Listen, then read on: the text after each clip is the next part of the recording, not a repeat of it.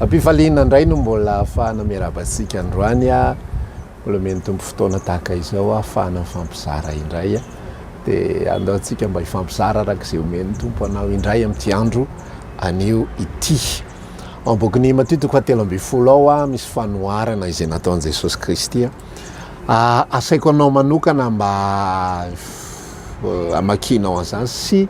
andinianao an'izany eo amin'ny tompo a, ahafahan'ny tompo manome taridalana ho antsika mandrakariva.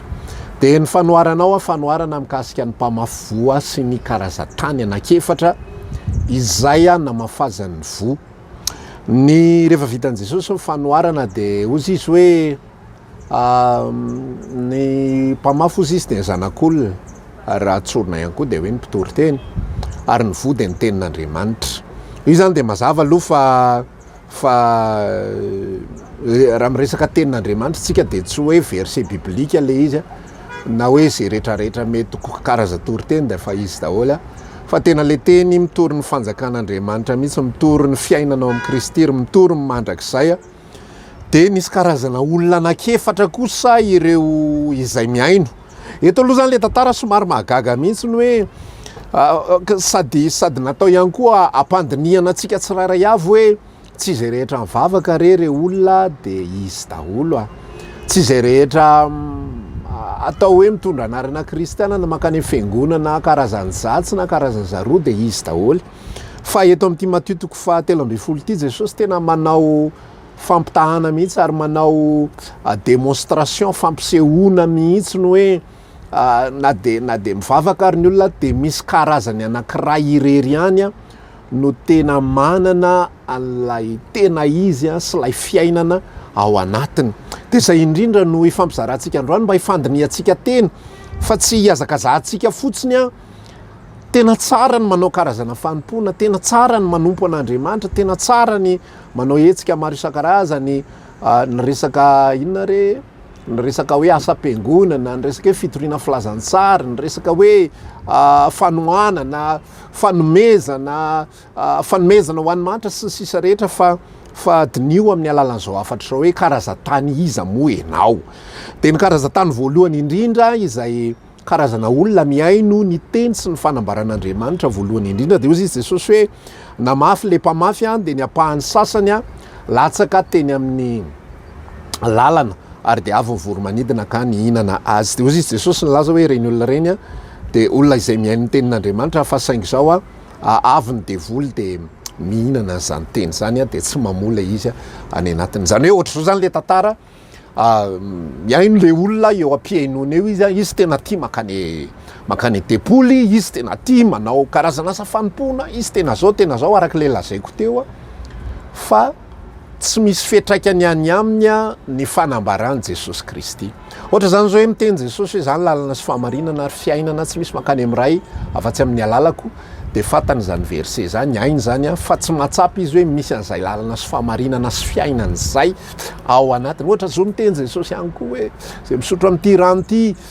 zay misotro ny rano zay omeko azy a dia tsy angetaeta intsony mandrakizay a, fa zany dia loharano miboiboika tsy manapataperana ao anatiny ho fiainana mandrakizay, fa izy tsy mahatsapa an'izany fiainana mandrakizay zany. Zay nitenenako anao hoe tsy resaka verset le izy a. Misy karazana olona tena mivavaka, misy karazana olona tena mahita an'Andriamanitra miasa ao amin'ny fiainany,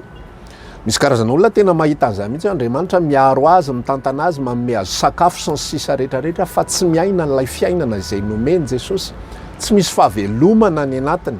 fa mivavaka fotsiny ihany izy. Zany hoe tsy miantraika, tsy misy fiantraikan'ilay fanambarana, tsy misy fiantraikan'ilay teny tonga nofo any anatiny a, tsy manana fifaliana izay miainana ao amin'ny Kristy izy a, tsy manana fiadanam-po izy a, tsy manana fitsaharana izy a,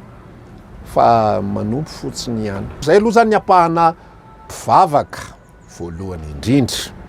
le mivavaka fa tsy misy fiantraikany eo amin'ny fiainany, le mivavaka fa tsy tonga any anatin'ny lalina ny fanambaran'Andriamanitra, fa hitany fotsiny Andriamanitra mamany olona tsindraindray, manome miracle anazy tsindraindray, mety manome azy fitahiana, mety mampisokatra ny lalana, fa ny asan'Andriamanitra ao am-pony a mampatonga fiadanana, mahatonga fitsaharana, mahatonga fifaliana, mahatonga fiadanam-po, mahatonga hatsaram-panavo zatoetra, mahatonga fitiavana, mahatonga fisarahana amin'ny fitiavam-bola fisarahana amin'ny karazan-javatra maro isan-karazany a manova ny antom-pisina tsy ny ainan'le olona zay. Ny ampahany faharoa am'lay tany izay ambaran'i Jesosy a de ozy izy hoe rehefa namafy indray mpamafy a de ny ampahany faharoa dia latsaka teny amin'ny tany marivo amorony ambony vatolampy a nalaky naniry le izy a fa saingy rehefa tsy nahazo fakalalina nalaky ny trebony izy a fa tsy nahazo fakalalina ka tonga ny ainandro de maina ny fakany. Reny ozy izy de reo olona izay mandray ny teny miaino an'le teny ary faly eo ampandraisana an'le izy fa rehefa tonga ny fanenjehana rehefa tonga zavatra maro isan-karazany a dia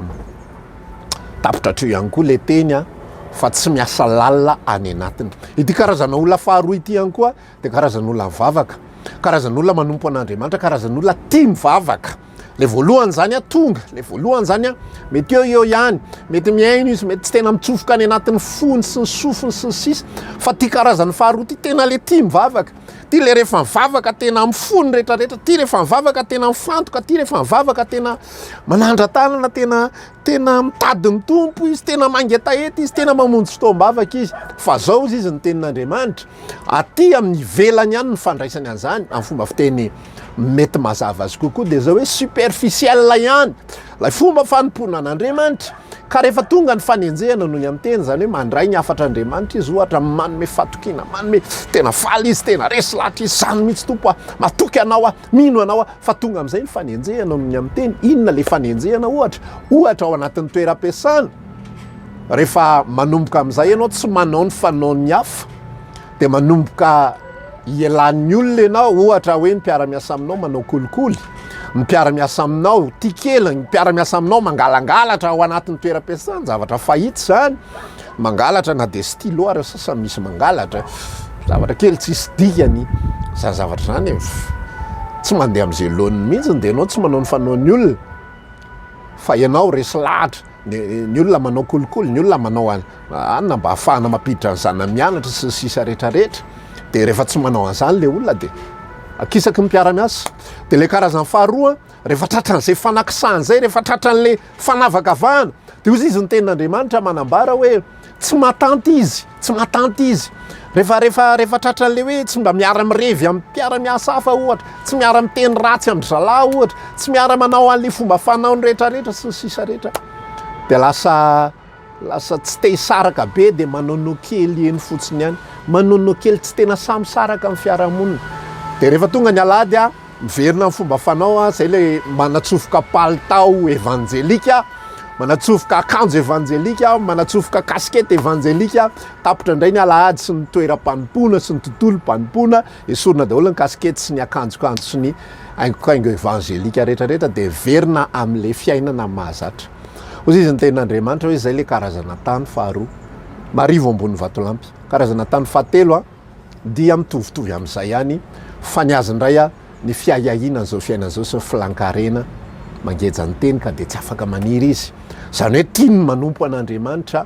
fa le teny a voarainy a fa any anatin'ny fony ihany rehefa tena tonga tokoa ny ataky a, rehefa tena tonga tokoa ny hoe tena andaotsika hijoro a, andaotsika tokony tompo a, rehefa tena hoe tsisy vola tena tsy mety fa tena alao mitrosa foana, alao manao an'izao foana, alao manao an'izao foana. Le fomba fanao foana zany tena eny hoe tsy nahazo fakalalina tao anatin'ny fony le olona le teny. Rehefa mahazo fakalalina mantsy ny teny de mitondra fiainana ny anatin'ny olona, mitondra fifaliana, mitondra fiadanana, fitsaharana sy sisa rehetrarehetra zay ambara teo zany. Fa rehefa tsy mahazo fakalalina le teny, mahafinaritra eo am-piainona, mamitaka nge io raha lasanabavy. Za aloha tena te hiresaka aminao mihitsy a, za tena te hifampizara ary za tena tsy tiako tsika hifamitaka. Fa ozy izy Jesosy hoe maro nge ny olona ho avy ndray andro any ilaza hoe zay nge fa nihinana sosotro teo anatrehanao hoe ranao asa maro tamin'ny anaranao nge zay nandroka demini tamin'ny anaranao ary izahay, zay navita trano vadimpiangonana, zay navita fiangonana, zay navita asa tahaka zao, evangelisation tariananina, zara baiboly tariananina, baiboly misy 10,000. Za tompo anisan'ny mpikambana mpiara-mamaky ny baiboly tsy fomba fiteny zany so de misy mandray atendrony be hoe tena tonga de tondrony pastera mihitsy zany le fikambanana fa fomba fiteny sy ohatra fotsiny zany tsy maninona afaka tenenina koa ny anay zay tompo mpiara-vavaka amin'ny paster to zay nanompo tao, zay tao foana nandritra 10 taona ozy ny tompo tsy fantatro nareo navaiza satria manina zavatra superficiel zavatra ivelan'le izy de zay nifampizarantsika ozy izy le tenin'Andriamanitra hoe naniry teo amin'ny amorontsilo le izy fa hita ihany ny vokatra hoe tsy namakalalina le izy fa rehefa mahita ny fahombiazan'ny hafa rehefa mahita n'lay zavatra ohatran'izao ianona rangah ohatran'izao ianona rangah ohatran'izao de mangatsiatsika ny any anaty de tsy mandeha araka ny tokony ho izy intsony de votsitra sy sisa rehetrarehetra zany ro any tena te hilaza amintsika hoe fanompoana an'Andriamanitra mila azo antoka tsara mihitsy ny hoe inona nataon'i Jesosy tao anatiko tsy hoe inona nataon'i Jesosy tamin'ny fiainanay menakavy na inona nataon'i Jesosy tamin'ny fidiram-bolanay na hatramin'izay nanomponay an Jesosy de navita trano zay hatramin'izay nanomponay an Jesosy de vany olanay hatramin'izay nanomponay an Jesosy de lamima ny tokantranonay tsara be zany tsara be zany so ferinao hoe ambanin'le pasteur ty ny fijorona vavolombeloko fa ny tena fijorona vavolombelona azo antoka tsy mamitaka ndray androany rehefa tonga eo anatrehan'ny tompo ianao namboarin'i Jesosy ny tatao anatiko tato ary tsy zaho intsony ity velona hitanao ity fa Kristy ny velona atao anatiko ary ny avelomako ankehitriny de avelomako an'ilay zanak'Andriamanitra zay efa maty sy nitsangana tamin'ny maty mba amonjy ahy. Galatia 2:20 misy an'izany. Zany ny témoignage-ny apôstôly Paoly ary io le tapany fa efatra farany samy nyaino ny teny daholo izy karazany efatra fa le tapany fa niefany farany io rery ihany no nitondra vokatra ary rehefa nitondra vokatra io de nanova ny fiainany rehetrarehetra za zany te anontany ianao androany le Jesosy iza no ny raisinao le Jesosy enona fotsiny ve zay tsy inona le atao hoe teny Jesosy nge le teny le Jesosy enona fotsiny ve de miala ohatran'izay de tonga ny alahady de enona ndray de tonga latsinainy na talata de miala ohatran'izay de ohatran'izay sy ohatran'izay sa le Jesosy le karazany faharoa le faly le mandeha sentiment le mandeha émotion ny relation émotionnelle fifandraisana ara-pihetsepo raha lasena mba fara zay mamitaka indrindra be de be ny olona voafitaka ndray androany zegny mba tena nihetsi-po ery tam'le nanaovana an'le hira le tena asandratrainy tananay tena mba tamin'ny fonay rehetrarehetra iny tompo de ahoana ve de tsy izy ve reny zany za milazanao mamitaka ny relation émotionnelle ny fifandraisana ara-pihetsepo fa alao ny fifandraisana marina zay tsy mamitaka de fahatsapana fanovain' Jesosy tsy zaho itsony ity araka le lazaiko teo sa le karazana Jesosy iza le noraisinao le ekena le tsapa miasa le tsapa nanao zavatra fa tsy vita tena hoe tena le araka le niteneniko teo hoe ny fiaiahinan'zao fiainan'zao so filankarena mangeja le vo tsy tena mivoatra tsy tena mivelatra sa le karazana Jesosy tahaky ny Jesosy ny apôstôly Paoly izay nitondra ny fanovana rehetrarehetra na ny fomba fisainan'ny Paoly hafa mihitsiny zay rery ihany amin'iny lafin'iny rery ihany zay tsika vo afaka ny amo amin'ny herintsika mbola hitoy amin'ity afatra famoazany ity fa zay ny tapany voalohany aloha androany jereo aloha ny karaza-taninao tsy afaka niresaka famoazantsika sy fambolentsika raha vo tsy voajery aloha ny karaza-tany fa reraketo fotsiny tsika mafy an'ity zavatra rehetrarehetra ity nefa le tany ara tsy natao avokatra koa tany mena ve no amafazanao n'iny tany mena zany inge tsy misy an'lay atao hoe sel minéraux na sira le sira masira azy sel de la terre ao anatiny eo na afafinao eo natondrahanao nataonao ina laniny fotsiny rano laniny fotsiny vo maty fotsiny fa jereo ny tany izay ao anatinao ary raha mbola tsy zay le tany zay ao anatinao de miresa amin'ny tompo amin'ny fo madio sy mahitsy hoe Jesosy io za fa navitan'zao za efa ohatr'zao za efa ohatr'zao fa zao tsapako any anatao foko any fa misy zavatra tsy niova tsapako any anatiko any fa mbola superficiel na ivelany fotsiny fanompoko anao fa tsy nanova ny antom-pisiko ianao zany ny zavatra tsy mamita karaha lasena bafy de zay ny fifampizarantsika amin'ity androanio ity de amin'ny herin'io za mbola hitoytsika amin'ny resaka tany io satria zava-dehibe indrindra io amin'ny alady sika mbola manana trano ny en direct amin'ny folo latsaka fefany hatramin'ny 1:10 ora sy fefany sy fahatelony eo hatreto aloha fotoanantsika androany mametraka veloma mandram-piona mandram-pitafa amintsika rehetra samy tahiny teo veloma tompoko